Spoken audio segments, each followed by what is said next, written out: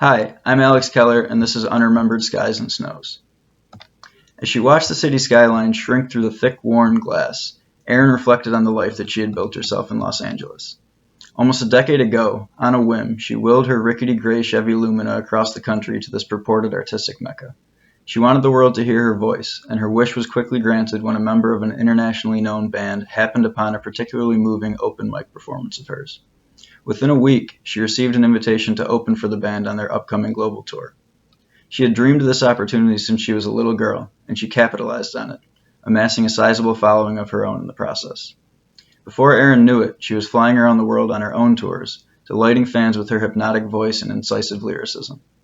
On stage, her smile was infectious and her energy contagious, and for a while, this youthful zeal was a faithful representation of her everyday existence. The touring schedule was demanding, and the breaks between tours felt shorter and shorter with each passing year.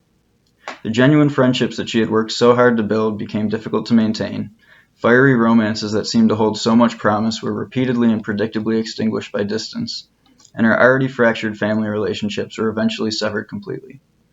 Her tour bus, once home to raucous parties after every show, had become chillingly quiet as she locked herself in there every night, solely accompanied by her own troubled thoughts and whatever drugs her manager had been able to find her in the crowd. The cheerful masses that she sang and danced with every night only served as a cruel juxtaposition to her crushing loneliness. This particular flight, however, was not headed to another prestigious venue in another unfamiliar country. This flight was destined for Buffalo. Buffalo, where Erin had spent the first 19 years of her life.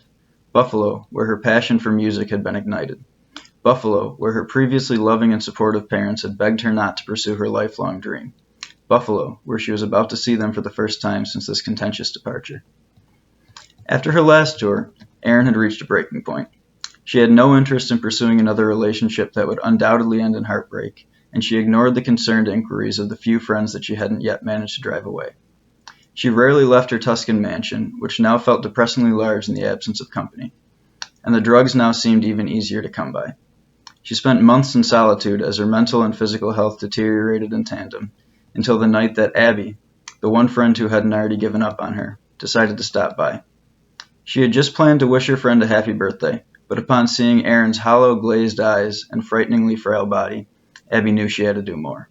She ushered Erin to her car despite a few barely coherent protests, and drove her to the rehab facility a couple blocks away.